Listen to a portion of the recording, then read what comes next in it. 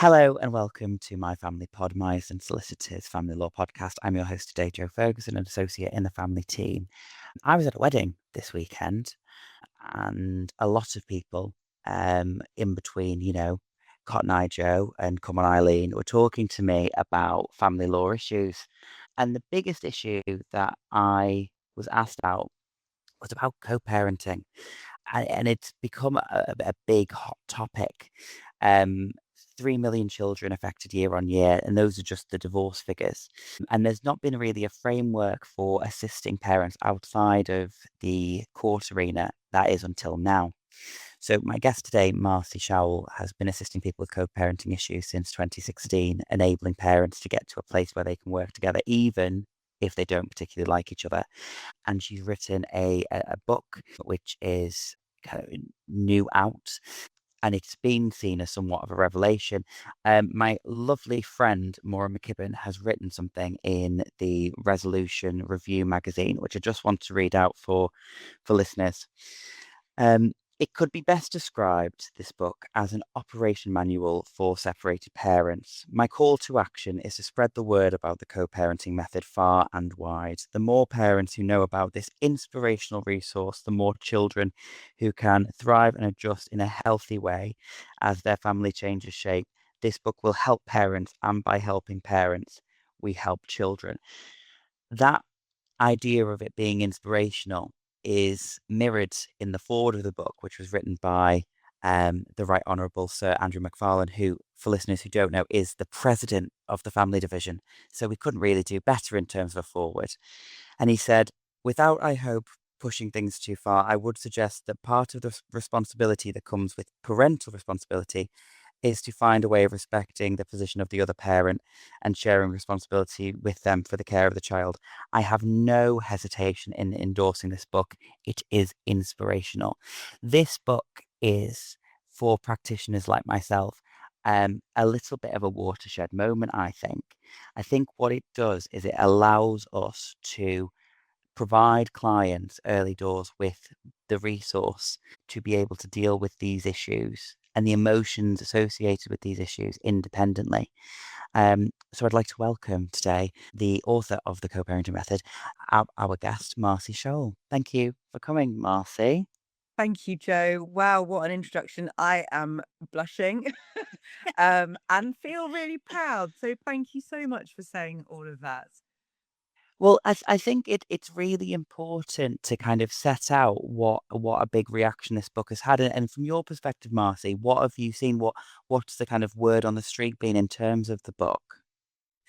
It's been really positive. I've had positive feedback from family lawyers, from mediators, from parents. That's kind of it feels like it is a framework now. It's a tool. There's a tool there for parents to rely on and to hold on to as they're in a really tricky time, right? It's a tricky time to separate and to get divorced. And we don't always handle it with grace. And it's not about becoming friendly with your ex. It's about just getting through it in the way that's going to have the least negative impact on your kids. In fact, it can have a positive impact on your kids because they're not going to be in conflict.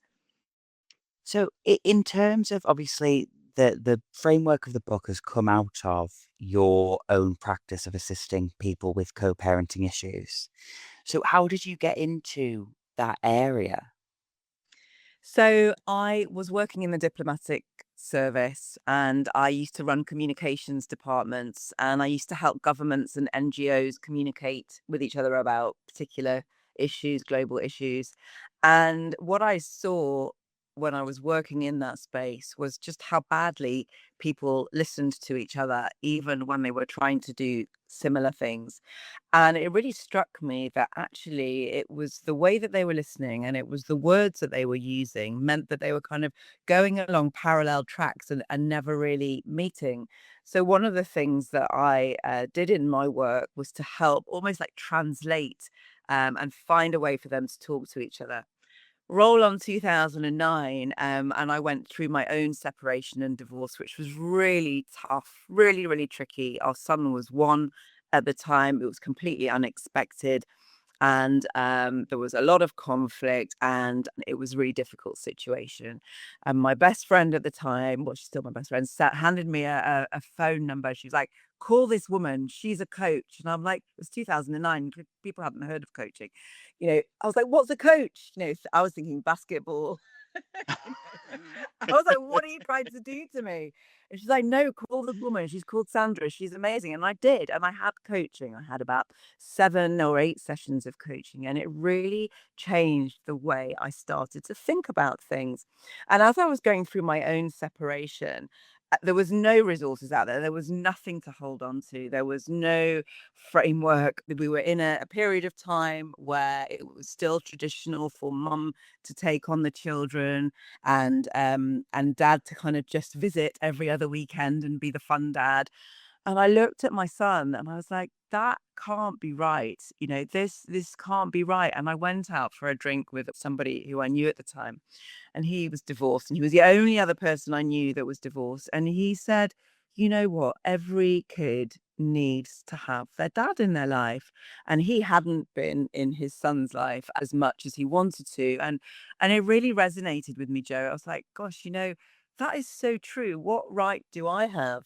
Even though I've been through this whole thing, which was really difficult, and my life had been turned upside down. That was my situation with my son's dad. And I thought, you know what? No, I've got to take a bigger picture view here. I've got to make sure my son is okay.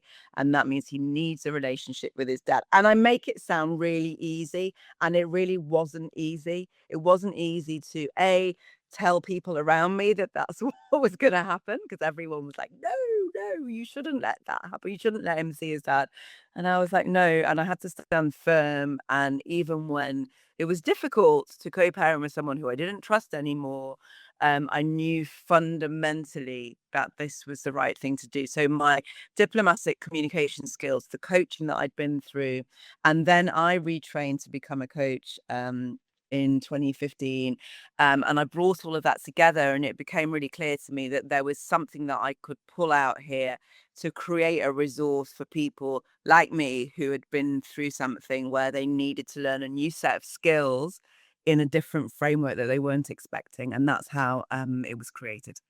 Well, I think it's very clear from the book, I think what's very clear is that you've kind of taken your own experiences and harnessed them for people, for the benefit of people, and really democratize this information and getting it into people's hands.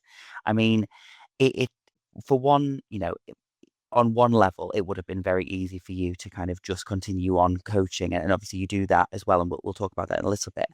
But for you to give people this framework and them just be able to kind of deal with it themselves, I think is incredibly important. And I think what you've done is, allowed people the ability to see the wood for the trees in a really difficult period. And I think, given what you've said about the lack of resources available, I think that this is kind of a fundamental resource that practitioners, if you are listening, should be giving to their clients at an early stage. And certainly, I know that Maura has been. I know a lot of mediators are. Um, One thing, that really does ring through the book is the voice of the child. And I think that is really, really key to this whole process. And I think it can get lost. When you've got a client in coaching, what do you say to them when every sentence starts with I? Good question. So we run a program now, which we'll talk about in a little while, and we start that program with step one of the book, which is, okay, you need to get into a long-term mindset here. You're going to be doing this for a while, and so it's not about you. It's about making this co-parenting system that you are now in work better for you, and that means that there are lots of different, I suppose, players in that system. And even though you might be feeling aggrieved, and even though you're probably rightly looking at this from your own perspective, what we need to do is shift it and look at it from your kids' perspective, because that is what is driving this idea of co-parenting that you said in the introduction. Is kind of, it seems to be like the thing of the moment. And so helping parents understand that looking at it from their children's perspective is what will create less conflict, what will reduce conflict, means that they start to move away from I and they start to look at things from a different point of view. And I think that is when you can get a parent to do that, you're on the right pathway. Now, one thing you've said is about the importance of a kind of parents independent of one another taking steps to read this book because the actual process is designed to go through on your own, isn't it? Yes, I mean, you can go through it on your own or with your co-parent, but what I know is that it's really difficult when you're newly separated or in conflict to agree to go through a method together. So it was important to me to be able to articulate the methodology in a way that one parent can pick up the book, they can go through it, and they can actually change the way that their co-parenting is. Because by just tweaking your own behavior slightly, you can actually have a really big impact, positive impact in how your co-parenting kind of plays out. Because I'm assuming one person kind of staying grounded and kind of sticking to this framework would help avoid kind of those flare points, those points of conflict. Yeah, I mean, it takes two people to have an argument, right? So it does, it does. But, on the flip side of that, if you stay silent and you do something called stonewalling, that also fuels conflict. So it's about finding the balance. Um, and when you do that, you're showing your children, A, that you can still be a parent with the other parent, and B, that you're keeping yourself calm. Like nobody likes to exist in conflict. It's a horrible space to be in. So the tools in the book are about de-escalating conflict. It is effectively a conflict resolution book, looking at conflict resolution from different ways. So whether that's managing yourself, your emotions, whether that's setting proper boundaries, or how you listen and communicate and the language that you use. Now, the book that we're talking about is called The Co-Parenting Method: 6 Steps to Raise Happy Kids After Separation and Divorce. Um, and I suppose that raises the question that is co-parenting right for everyone? Are there situations in which co-parenting from your perspective wouldn't be appropriate and this framework isn't for them? Yeah, of course. Yeah. There's certainly not a one size fits all. It's a one size fits many, though. And I would say where there are significant safeguarding issues, you might want to read it and take the bits that you find are useful for you, because there will be some things in there around communication and setting boundaries. But for some people it is not safe to co-parent. It's better for them to parallel parent. And, this is a book to help prevent people from going to court. But sometimes you need to go to court. Sometimes I have people on my program and they are at such a point where they are getting, it's a really difficult situation and they go through the program, then they go to court, but it's more effective and resolves more quickly. And then they can get to a point where they can co-parent. But it is not for everybody. It can't be, because otherwise I'd have a magic wand and I'd be a fairy. I know I always say this to clients. Clients say, "How do you think this is going to turn out?" And I said, "If I had a crystal ball, I'd Yeah, be a very, very, very rich man. exactly, exactly. And this jumper would be cashmere." Yes. And this necklace would be solid gold. Yeah. There we go.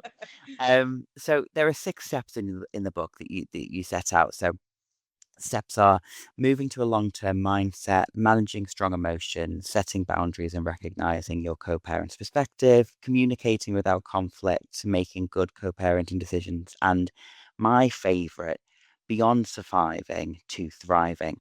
So in terms of steps, is it a serving suggestion that you deal with them in order, or is it kind of a choose your own adventure?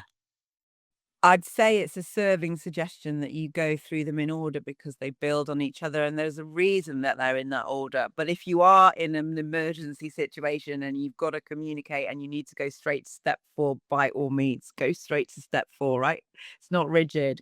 Um, but the steps build on each other, right? If you can do step 1 and you can get into a long-term mindset, it means that you're much more likely to make good choices about the language that you use, right? And keep calm. And then the second step is about managing some of those massive emotions that come with the situation that you're in, not just for you, but also so your children don't see you in a very high emotional state.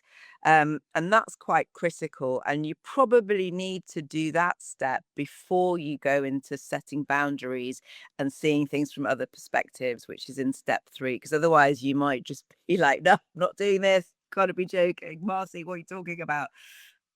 You've got to walk before you can run with these You've got things, to I walk think. before you can run. Yes, you do. I think it's also interesting to think about this as a framework that people can fall back on as situations evolve.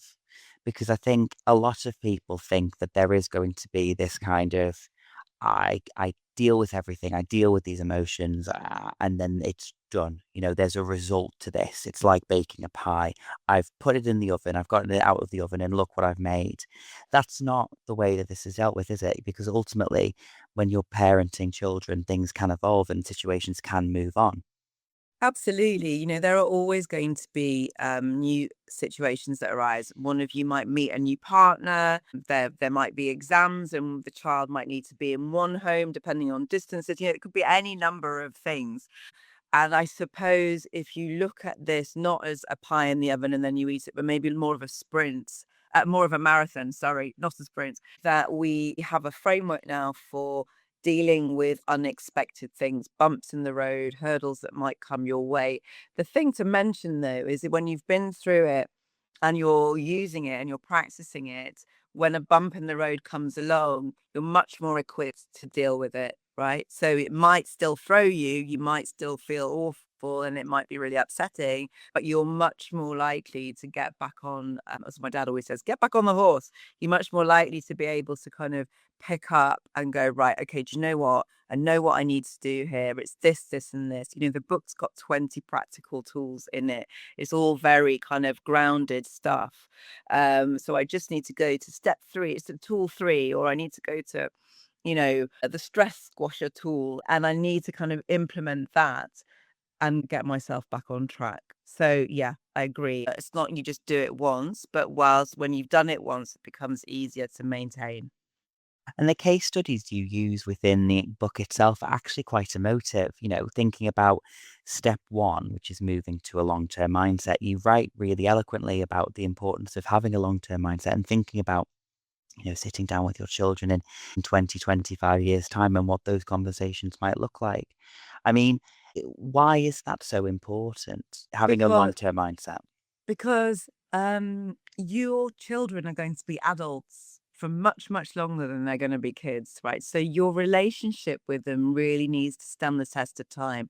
And if you're just in the mindset where they're 3 or they're 5 or they're 8 years old, and you're just in that time period, then it's going to be really difficult to make decisions and modify your behavior, maybe, to get to a place where you can have a good adult relationship with them. And the case study you mentioned in, well, one of them in step one is about how, there were parents, and one of them had had an affair, and the other one then tried to discredit them to the kids, and they did that successfully. But when the kids were older, they realized that they'd actually been turning against their mum, and they went back to their mum, and they stopped seeing their dad. So it's like you've got to think long term. You've got to think about what you're doing, what you're saying now, because otherwise, you might not be at your kid's wedding. You might not get to see your grandchildren. Think long term, and it will help ground you now to make better decisions so you can have better relationships with your children. It won't be easy, Joe. I'm not saying that this is easy, but it's really, really important that we do it. No, I totally agree. I mean, I always say to clients, early doors, they might have a child who's 4 and a child who's 8. They're going to be co-parenting on a daily basis for the next 15 years of their lives. And then after that, there's still every birthday, every wedding, christenings, there'll be grandchildren in the picture at some point. It's just really important to think long term, but it's good to have that as the kind of step one, because I think if you can step back from the chalkboard and kind of have a look at what your life is going to look like in terms of your relationship with your child, I think that is helps take the emotion out of it, which brings us, I suppose, quite nicely onto step two, which is managing those strong emotions that come with separation and divorce. And one of the things you advocate in the book is about practicing mindfulness. So can you talk to us a bit about that? Yeah, and I do say it's mindfulness, but I take it a little bit more broadly than that because that's sometimes one of those words that can make people run a mile, myself included, right? Because I need to reach parents to go, actually, do you know what? This is just about engaging the helpful side of your brain, not the part of your brain that's going to trip you up. And it's really important to have a technique that enables you to do that. So to stop you, to stop that overwhelm, to stop that flood, and to go, oh, everything's going a bit wrong, and I need to get a grip on myself. And I teach the finger and thumb tool, which is really simply about using the touch points on your finger and thumb. Um, so you get very much into the moment that you're in. And what that does, it gives your brain a 20-second reset to breathe and to recalibrate. And brains work really quickly, right? So just that 20-second pause of being in the moment that takes you out of whatever's just happened. You know, the pea kit's come back not washed, or you found out that the affair has started up again. It's not going to solve that, but it's going to help you ground yourself. And when you're grounded, you can make a better response. You can make more informed response. And that's what it is. It's about just helping you, I suppose, get a grip. It is how I say it, but that's my kind of northern. Like I just need to get a grip. But yeah, and that's what it is. No, I agree. And I think, when you're thinking about managing strong emotions, it's very easy to think from a client's perspective, thinking about it from a legal point of view. It's very easy for a client to think that a lawyer is going to solve all of their problems. But the reality is that when it comes to these issues, it's better dealt with in the sort of support circle, which encompasses all of this sort of support that you might need, whether that is therapeutic support, maybe that's some divorce coaching, maybe that's a co-parenting coach, and thinking about what will work in terms of managing their strong emotions, because otherwise what you end up with is litigated conflict Mm. oftentimes, and that's really, really tricky. I mean, do you kind of advocate for the importance of of therapeutic support in terms of your own practice? Yeah, look, it's really important if somebody needs therapy, go and get therapy. You know, like I said, this is not a one-stop shop. It's important that we work in this whole sector as kind of a team to support a client, right? So whether they need a therapist, a family therapist, a lawyer, a mediator, a coach, and they need to come on the co-parenting method program, whatever it is, it's like it will be slightly different for everybody. And not everybody will need therapy and not everybody will want to come on a program. But I suppose there's not one service in this whole sector that does everything. Yeah, And that's quite important for us to remember that if we really are in a service industry, and we all are, then we need to remind ourselves of that when we meet with our clients. What is it that they need? Do they need legal support? Do they need a different lawyer? You know, are they getting the right advice? You know, will mediation be the thing that they need to do? How are they working with the finances? Who's the expert there that they're working with? So it's an expensive and complex situation. And, you know, I suppose, like you said earlier about the democratization of using the book as a democracy tool means that it's one less expense for people to have to pay for. And that's really, really important to me. I know I'm going off topic now, but this idea of holding on to a system that I know works so I can make money out of it only feels not ethical. Okay, so I certainly do make money out of the program I run, and I obviously get a percentage of the book sales. But the overarching aim of this is to get it out to as many people as possible. Because ultimately, if we can have parents that can work together, even if they can't stand each other, we've got children who are growing up more resilient, more secure, more stable. We have a better impact on society because those kids are much less likely to do things like risk-taking behavior. They're gonna form better relationships, okay? Their kids are going to be better adjusted. So this is my long-term thinking, right? That if I can get this out there and people like you and others in the family law sector can also get it out to their clients, then together we're gonna use this resource as and it will have a really big impact. so thinking about practitioners, legal practitioners, and how they're approaching the issue around co-parenting, have you seen any practitioners who had a particular, at least strong reaction to the book?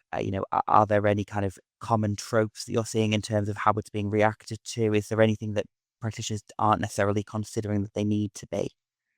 I haven't really seen any negative strong reaction to the book, but that just might be because of the circles that I move in. Whereas I'm an active member of Resolution, and I work usually with firms that want to look after the child and look for alternative dispute resolution systems.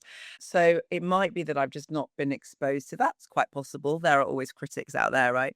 But what I would say is, yeah, some people go straight from getting a new client to kind of putting in the court application because it is a well-known route to go down.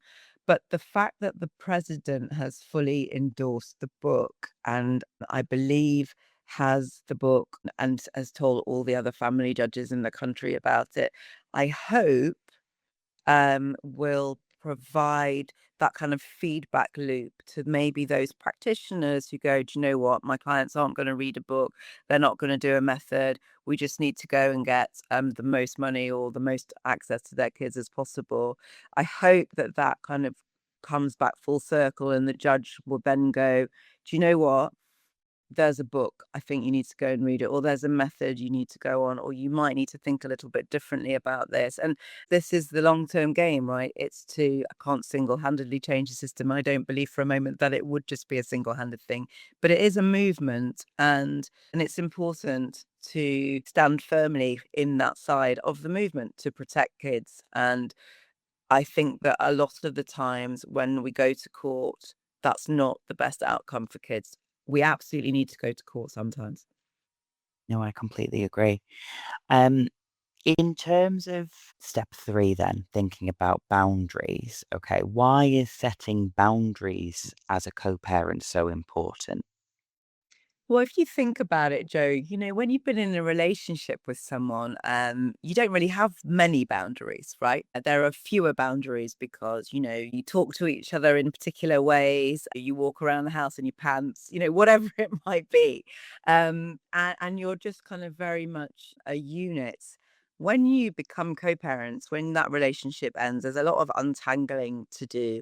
And part of that untangling is figuring out what the new boundaries are, right? So, for instance, mum stays in the family home and other parent, mum or dad, feels that's a boundary that needs resetting. How you talk to each other, you can't make inappropriate comments anymore, or maybe humor isn't appropriate anymore because of your situation. So all of these things kind of need to recalibrate. And it's not that I've got a list and go, right, here you are, you need to recalibrate these boundaries because it's different for everybody. But it is a process of learning. And I would say that, kind of it probably takes a year or 2 to recalibrate all of those boundaries. So step 3 in the book is about how do you do that? How do you set some boundaries? And we use a tool. I use a tool called the 3 worlds, and it looks at actually legitimizing the fact that you have your own world and your co-parent has their own world. And actually, you don't have any business being in each other's worlds, but you do have business being in the co-parenting world, which is the overlap, if you imagine a Venn diagram. And it's about thinking differently about your co-parenting system. So you respect each other's boundaries and also, and I'm going to use a word that somebody used to me when I was about 18 months into my separation is he said, one of my best friends, John, he said, don't be a doormat, and I was, because I was like in, you know, flux and it was really tricky. And this idea of, what, boundaries don't have to be combative, but they do need to be secure, right? So making sure you're not being walked all over when maybe you've been in a relationship where the power dynamic is a bit off. How do you kind of stand up for yourself again? How do you put those things in place? So that boundary setting is really important. Do you find that the idea of boundary setting, is it particularly gendered? Is there an issue around the gender aspect of things, or is it completely, open-ended? There are people on both sides of the coin who have issues with setting boundaries and maintaining them.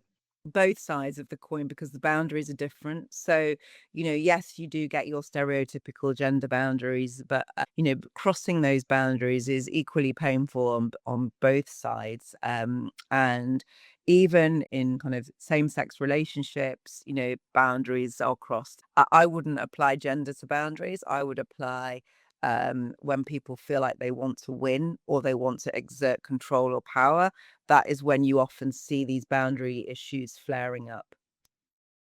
And in terms of the kind of common tropes that you see in terms of boundaries, are there any kind of common boundaries that are encroached upon, or is it completely different for each couple? There are some common ones, who does the washing, the family home one that I mentioned before, that one happens a lot. Being late at pickups, drop-offs, that's the boundary that gets crossed an awful lot. You're smiling, so you know that one. I do know it well. Yeah, holiday allocation, how you divide the time, how flexible are you? How possessive are you over your kids and their time? All of those things kind of we see crop up again and again in the program. And we do try and address them. And we have like quick fix guides in our resource center because they do happen and people just need to be able to access some thoughts and solutions kind of quickly when they do happen. So, in terms of boundaries, thinking about when people are post separation and really struggling in terms of the amount of time they're having to spend with their co-parent, we're now in back in term time. We've got parents' evenings, we've got Christmas concerts coming up. Does that mean, for want of a better term, sucking it up for the kids, or is that a boundary that people can reasonably exert in terms of them sitting with their co-parent, or should there be kind of a delineation of mum will arrive and dad will arrive separately, but they're both here to support you? Well, let's just flip that round and look at it from the children's perspective, right? If you're a child and you're on the stage and you're being an angel in the Christmas nativity play and you look out into the audience, what do you want to see? You want to see mum and dad together, don't you? Exactly. So mum and dad probably or parents do need to just suck it up and sit next to each other for the 35-minute show and hug their child together and go, "Little Harry, you were amazing. We're both really proud of you." That's all you need to do. And then you can go your separate ways, right? It might be really difficult to sit next to your co-parent for 35 minutes, but um I wager that if you wanted to, and if it's safe for you to do it, that you can do it, actually. I think a big part of it is just around this idea of communication, which obviously by the time that you've reached step 4, which is communicating without conflict, you've hopefully been able to manage those strong emotions, you've moved yourself to a long-term mindset, you've set some boundaries that work for your family. Um, you've previously stated that communicating without conflict you consider to be the biggest step in the kind of book. Why is that? Is it because conflict is kind of so nebulous and it can come from anywhere? Yeah, because it all comes back to communication, really, at the end of the day. It's about whether you've got emotion in that communication. It's whether you're looking at things from a short term or a long term mindset. It's whether you're communicating, having thought about something from your co parent's perspective or not.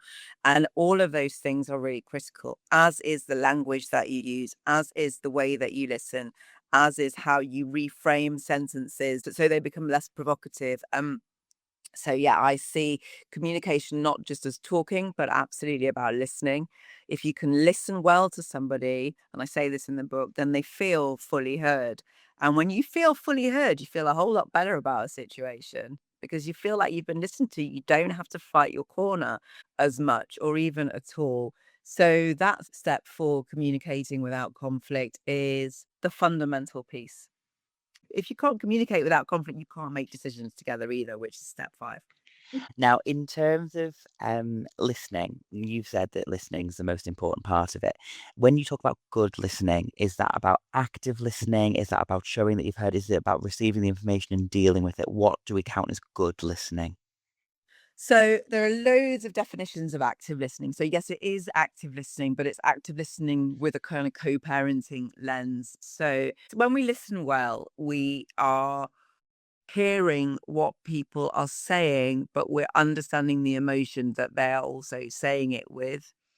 And if we can make somebody feel like they've really been heard, so you lose all your assumptions, for example, you don't assume what someone's going to say. You come at it with an open mind rather than a closed mind based on move away from your 20 years of relationships and just come into the present now. It's not easy to do that. There's a tool in the book, of course, on how to do it. But that listening piece, that active listening piece is really important. There are some pieces I want to add on to that though, because you asked the question in a really interesting way.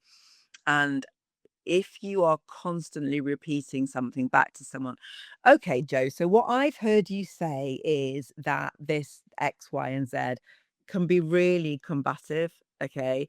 Even if we think, because a traditional approach to active listening is to say back what you've heard. But in co parenting, actually, that can be quite provocative and passive aggressive. So I don't suggest that we do that, nor do I suggest that we sit in silence because that's stonewalling and that ain't no good either. Because people are just going to feel really avoided. So it's about being able to go, all right, thank you, Joe. I've heard what you said. And if you need some time to think about it, I just need to go away and process that. And I'm going to get back to you by Wednesday so they don't feel like you're stonewalling them. That is, one of the ways that then you will go away and you will go, all right, Marcy's heard what I've said.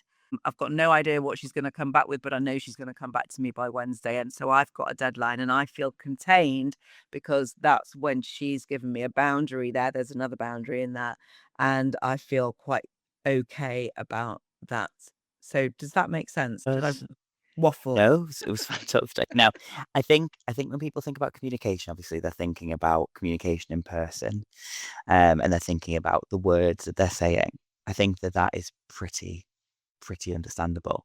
But I think that there are other ways of communicating that people need to be cognizant of, and it's about how they present themselves. So things like interrupting, for instance, they can have a massive effect, can't they, in terms of the way that someone feels heard.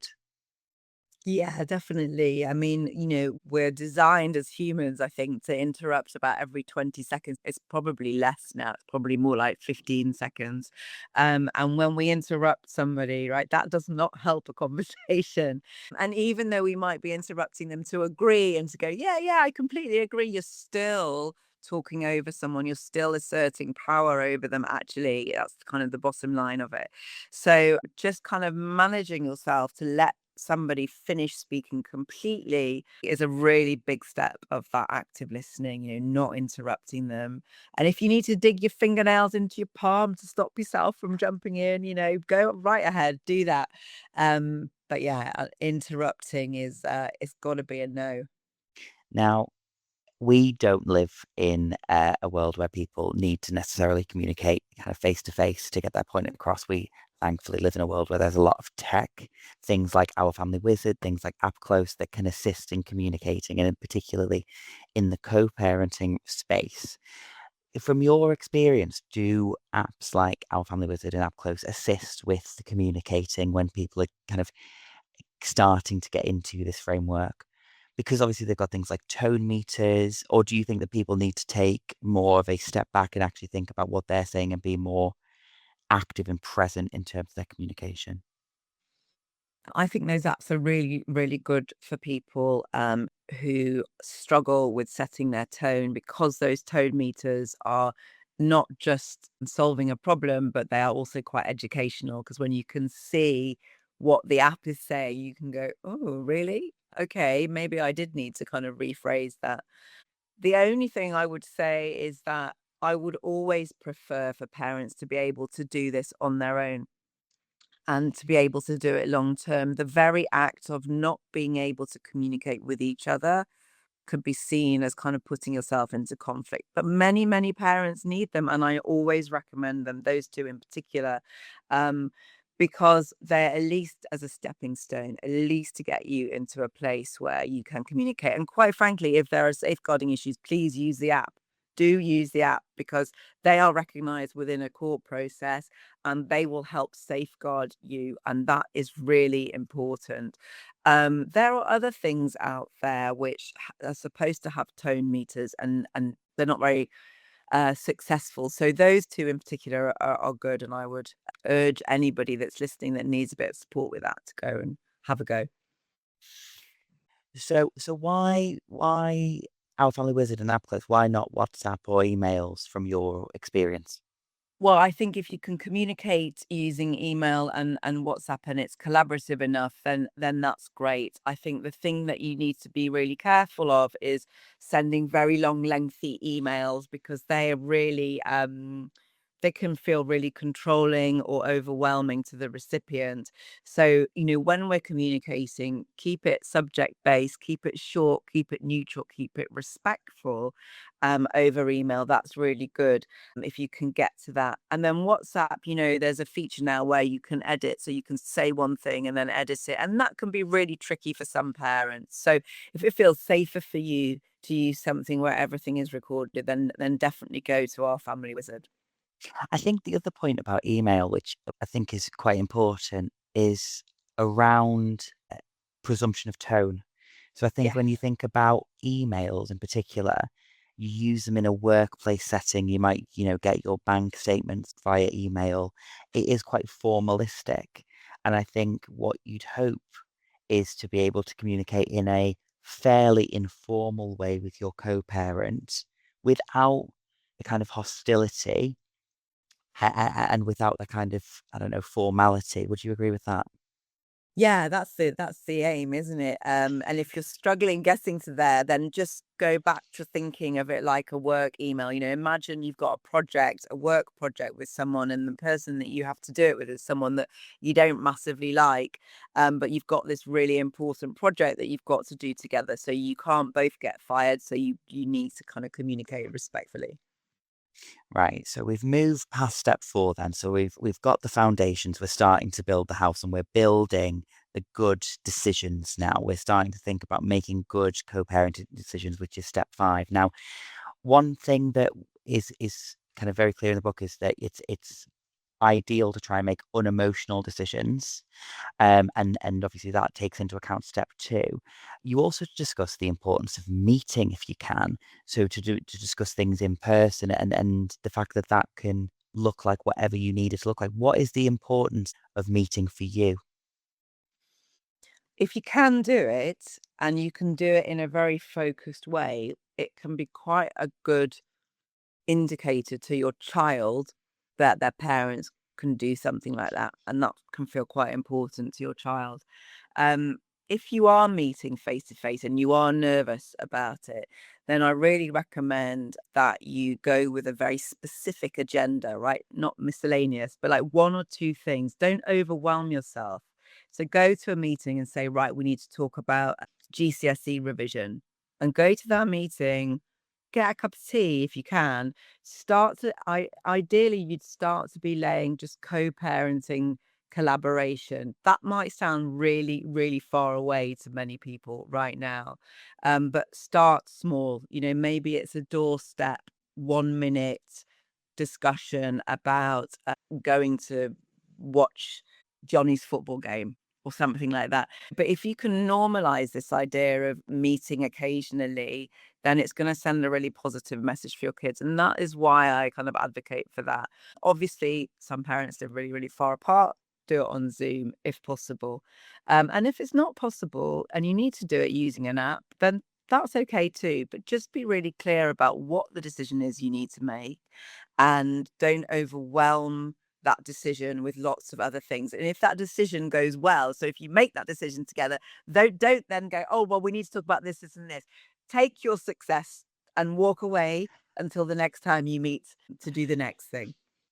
I think also there's something quite humanizing about meeting in person, isn't there? Or doing it by Zoom. You kind of realize that they're not this person that's just, it's not Chat GPT sending me this response. It's actually, Billy, who I was previously in a relationship with. I think that Yeah. is quite helpful, isn't it?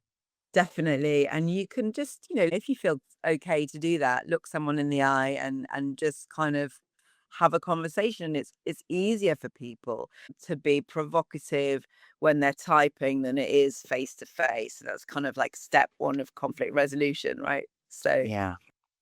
Now, in terms of the book, you talk about the co-parenting plan and the co-parenting charter as well. So can you just give our listeners a little bit more information about those two elements of the book?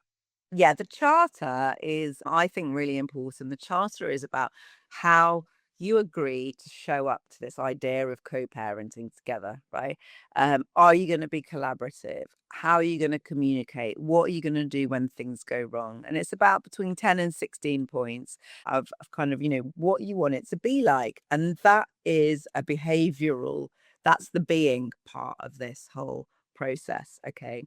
And then the co-parenting plan does what it says on the tin, right? It's the doing, it's the decisions, it's the things that you need to think about. And the idea of a co-parenting plan, a comprehensive co-parenting plan, and one that has quite a deep level of detail means that those decisions are now made.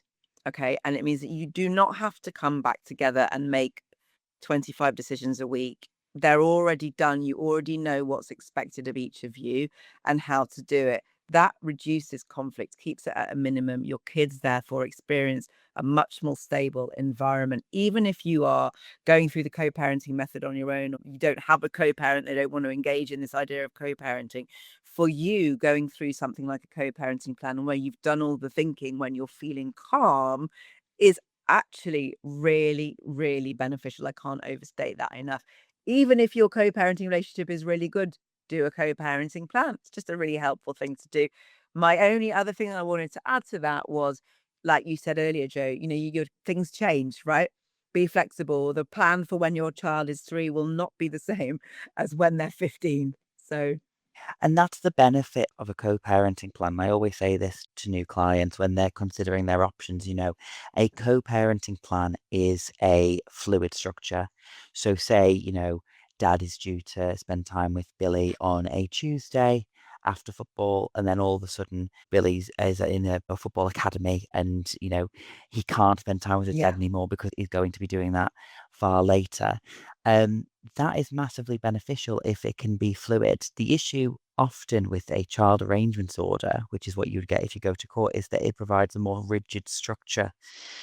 And that doesn't allow for, if you have got an acrimonious relationship, that doesn't allow for you to be reactive to circumstances, which leads then to variation and kind of reopening the wound. If you have a co-parenting plan that you review on a annual, biannual basis, you sit down and go, does this still work? Do we need to amend any points?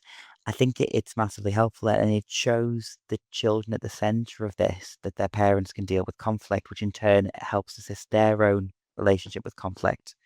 So I think there's a lot of value in parenting plans. The one thing that clients say to me often is that they're not binding. And of course, they're not binding. But if you are going to be true to your word and you trust the other person, it's about having trust in this person that you've been in a relationship with previously. Then hopefully, it will help form good habits and kind of move matters on. Um, there'll be a lot of people that listen to this and they'll go, well, I don't trust them. And I guess the thing to say to that is, if I'm preempting that, is that you don't need to trust them as a partner. You don't need to trust them as a husband or a wife.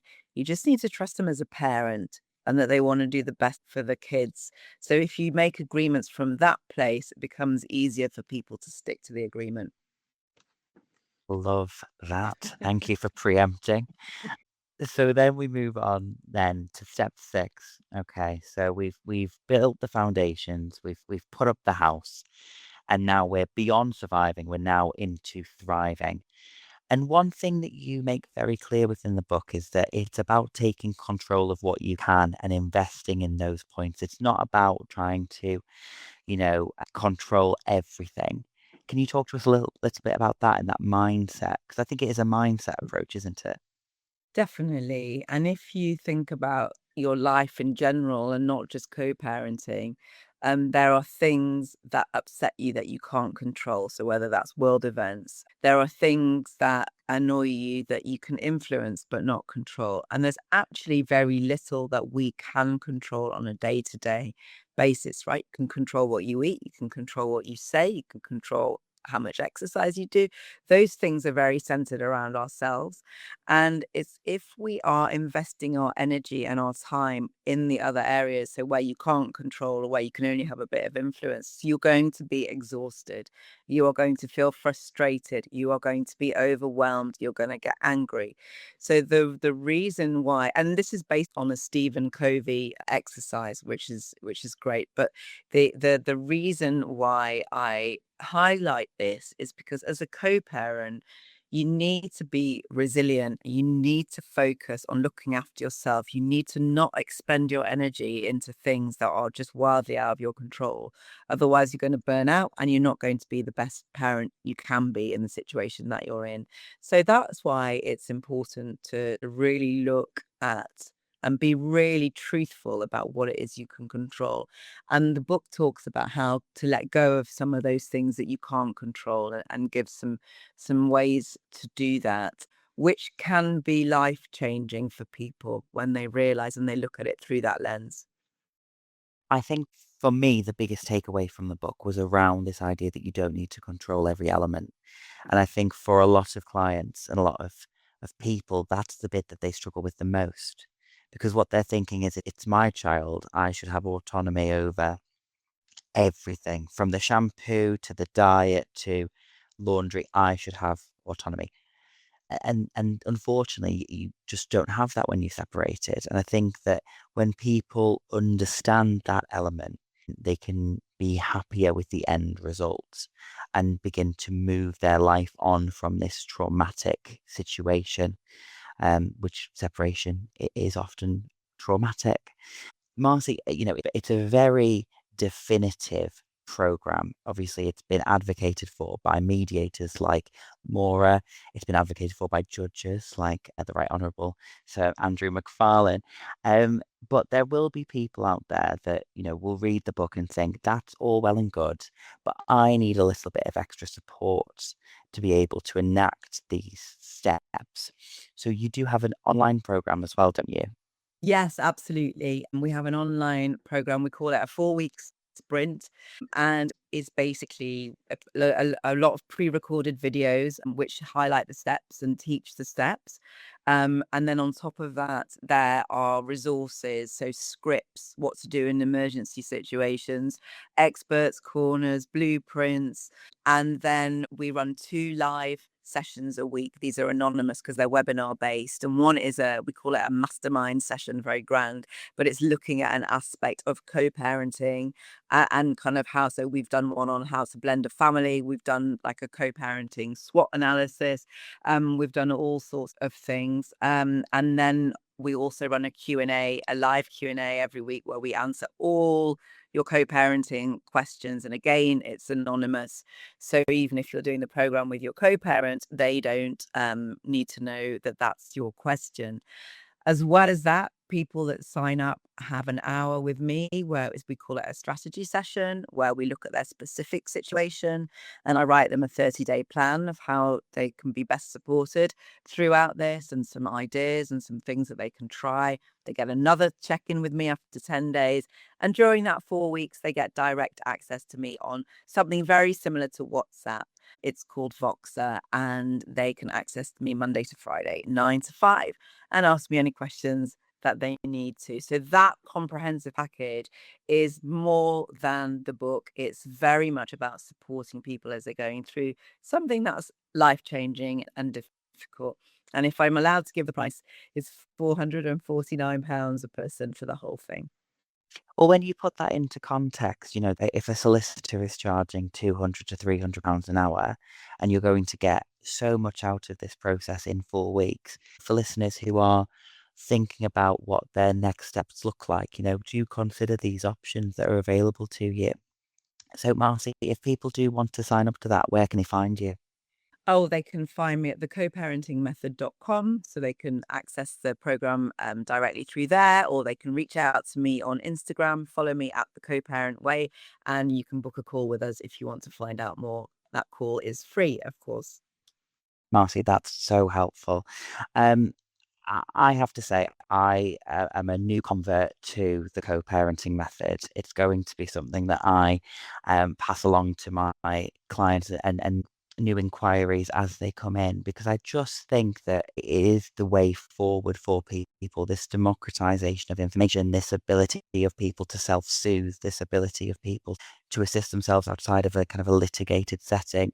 So if you are interested, listeners, you can find the co-parenting method, 6 steps to raise healthy kids after separation and divorce, on Amazon or wherever good books are sold.